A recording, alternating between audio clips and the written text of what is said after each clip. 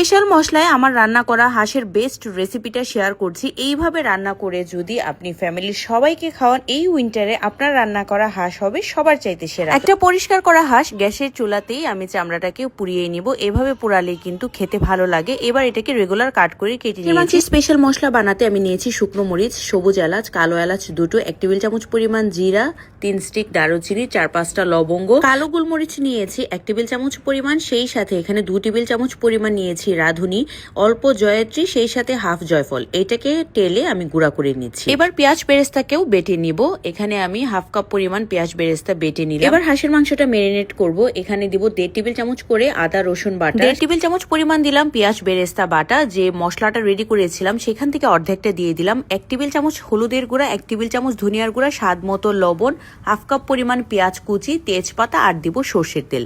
এবার ভালো করে সবকিছু মিক্সিং করব। রান্নাটা সর্ষের তেল দিয়ে করার ট্রাই করবেন। যত ভালো মাখানো হবে খাওয়ার স্বাদ কিন্তু ততটাই বাড়বে। এবার চুলায় আমি রান্নাটা বসিয়ে দিয়েছিলাম। মিডিয়াম হিটে রান্না করেছি 20 মিনিট সময়। মাংস থেকে অনেকটা পরিমাণ পানি ছেড়েছে। এটা দিয়ে কষাবো। আমি বাকি সময়টা ঢাকা দিয়ে দিয়ে রান্না করছি, চুলার হিটটা মিডিয়াম টু লোতে রেখে। যখন কালারটা চেঞ্জ হয়ে এরকম তেলটা পুরোপুরি সেপারেশন হয়ে যাবে, তখন এর মধ্যে আমি 2 কাপ পরিমাণ গরম পানি অ্যাড করে দিচ্ছি। ঢাকা দিয়ে রান্না করব যতক্ষণ না পর্যন্ত আবারও খুব প্রপারলি সবকিছু কষিয়ে মাংসটা সেদ্ধ হয়ে যায়। অন্য সাইডে আমি একটা বাগার রেডি করব। মাংস থেকে যে তেলটা ছেড়েছে সেখান থেকে কিছুটা পরিমাণ তেল উঠিয়ে এখানে কয়েক কোয়া রসুন, মোটা করে কাটা পেঁয়াজ আর দেবো এখানে কয়েকটা কাঁচামরিচ। এবার চুলার হিটটাকে বাড়িয়ে রেখে এগুলাকে একটু ভাজবো। এবার এটাকে রান্না করা হাঁসের মাংসের মধ্যে ঢেলে দিব। চুলার হিটটা বাড়িয়ে রেখে আরো 5 থেকে 7 মিনিট সময় আমি রান্নাটা করব। এই স্পেশাল মশলাটার কারণে মাংসের স্বাদ অনেক বেশি বেড়ে যাবে। সেই সাথে হাঁসের মাংসের যে একটা এক্সট্রা স্মেল থাকে সেটাও কিন্তু থাকবে না।